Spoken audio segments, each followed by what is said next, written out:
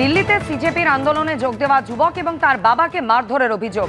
গত 13ই আগস্ট বাঁকুড়ার ইন্দাসে বাড়িতে ঢুকে হামলার অভিযোগ বিজেপির বিরুদ্ধে। শনিবার রাতে বর্ধমান মেডিকেলে মৃত্যু হয় যুবকের বাবা শেখ মোহাম্মদ মাফিকের। দিল্লিতে সিজেপির আন্দোলনে যোগ দিয়েছিলেন এমনটাই দাবি বাঁকুড়ার শেখ আব্দুল হাফিজের। বাড়ি ফেরার পর থেকেই হুমকি দিচ্ছিল বিজেপি, এমনটাই অভিযোগ হাফিজ এবং তার পরিবারের। দিল্লি থেকে ফিরে নিজের এলাকার বেহাল প্রাথমিক বিদ্যালয়ের ছবি তোলেন হাফিজ, আর তারপরে বাড়িতে ঢুকে হামলার অভিযোগ বিজেপির বিরুদ্ধে।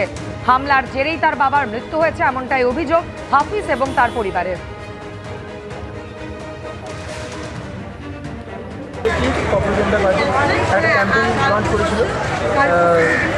স্কুল ঠিক করে, যেটা আই থিঙ্ক ভালো জিনিস। ওই রিলেটেডে আমি আমার যে গ্রামের স্কুল আছে সেখানে গিয়েছিলাম, জাস্ট আর্সিং করেছিলাম যে জিজ্ঞাসা অসুবিধা আছে যে আমাদের বাচ্চাদের টয়লেটে বা পানীয় জলের অসুবিধা আছে, তাহলে স্যার আমি এরকম একটা ক্যাম্পেইন চালু করবো। দিল্লিতে সিজেপির আন্দোলনে যোগ দেওয়া যুবক এবং তার বাবাকে মারধরের অভিযোগ, বাঁকুড়ার ইন্দাসে বাড়িতে ঢুকে হামলার অভিযোগ বিজেপির বিরুদ্ধে।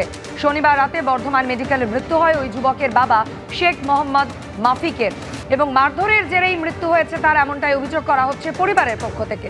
এই ঘটনার পরই মুখ্যমন্ত্রী শুভেন্দু অধিকারী তিনি বলেছেন অভিযুক্তদের গ্রেফতার করা হয়েছে, এখানে আইনের শাসন চলছে, বাকি অভিযুক্তদেরও গ্রেফতার করা হবে। দিল্লির আন্দোলনের সঙ্গে ঘটনার কোনো যোগ আছে কিনা তা দেখতে হবে। পুলিশ কঠোর ব্যবস্থা নিয়েছে। পরিবারের পক্ষ থেকে 5 জনের বিরুদ্ধে অভিযোগ ছিল, 3 জনকে গ্রেপ্তার করা হয়েছে, বাকি 2 জনকেও গ্রেপ্তার করতে বলা হয়েছে। এর বাইরেও আরও সন্দেহজনক 5 জনকে আটক করা হয়েছে, 8 জনকে ধরা হয়েছে। পুলিশ পরিবারের পাশে আছে এবং পরিবার যেমন যেমন তারা পুলিশকে অভিযোগ করেছে সেই অনুযায়ী পুলিশ ব্যবস্থা নিয়েছে এবং কঠিন ব্যবস্থা নিয়েছে। ইনিশিয়াল ইনভেস্টিগেশন তো এক্ষুনি তো প্রথমেই বলা উচিত নয়, কিন্তু পুলিশ অ্যাকশন নিয়েছে, পরিবার যেমন চেয়েছে অ্যাকশন নিয়েছে। পুলিশ যে 5 জনকে চিহ্নিত করে দিয়েছে, 3 জনকেই গ্রেপ্তার করেছে একদম সুনির্দিষ্ট ধারা দিয়ে, হত্যার ধারা দিয়ে। বাকি 2 জনকেও গ্রেপ্তার করতে নির্দেশ দেওয়া হয়েছে। পরিবার যেমন যেমন চাইছে তেমন তেমন পুলিশ আইনের মধ্যে দাঁড়িয়ে কঠোর ব্যবস্থা নিচ্ছে, কোনোভাবে কাউকে আড়াল করার বিষয় নেই।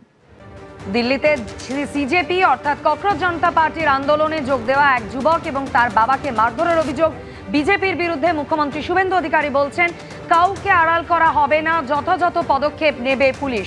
আর এই ঘটনার পর এক ককরোচ জনতা পার্টি সমর্থক কি জানিয়েছেন শোনাবো। সরকার যে কাজ করতে চায় না, এই কোনো ভুলকে ধরিয়ে দিলে যে রাষ্ট্রের যে গাত্রদাহ শুরু হয়, সেটা আমরা এখানেও প্রমাণ পেলাম। এই জন্যই আবার এই আক্রমণ। রাষ্ট্রকে প্রশ্ন করতে গেলে যদি এরকম আক্রমণ নেমে আসে, তাহলে আমরা এরকম প্রশ্ন বারে বারে করবো, 1000 বার করবো।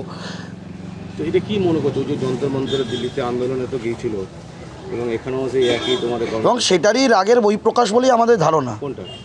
ও দিল্লি গেছিল, সত্যি কথা বলেছে, এই সত্যি কথা বলার, সত্যি কথা যাকে তুলে ধরার, এটাই শাস্তি বলে মনে হয়। কিন্তু এই শাস্তি যদি ওরা মনে করে থাকে, আমরা খুব খোলাখুলি বলতে চাই, আমরা ছাত্রদের স্বার্থে যেভাবে লড়ছি, ছাত্রদের জন্য লড়ছি, শুধু একটা জেনারেশন জেড নয়, জেনারেশন আলফারাও রাস্তায় নেমেছে। আমরা সবাই মিলে এই স্কুলকে ঠিক করে ছাড়বো এবং সর্বোপরি আজকে আব্দুলের বাবা যে ইন্তেকাল হয়েছে, সেইটার বদলাও আমরা নিয়ে ছাড়বো। যারা যারা এটার সঙ্গে যুক্ত তাদের ঘুম উড়িয়ে ছাড়বো।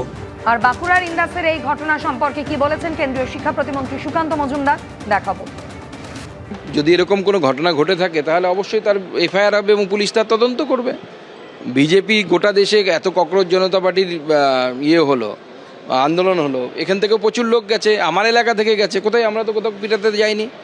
নাকি এটা পারস্পরিক জমি নিয়ে গণ্ডগোল বা অন্য কোনো গণ্ডগোল, তাকে দাগিয়ে দেওয়া হচ্ছে ককরোচ জনতা পার্টির ব্যানারে বা তার নামে চালিয়ে দেওয়া হচ্ছে। এবিপি আনন্দ এগিয়ে থাকে, এগিয়ে রাখে।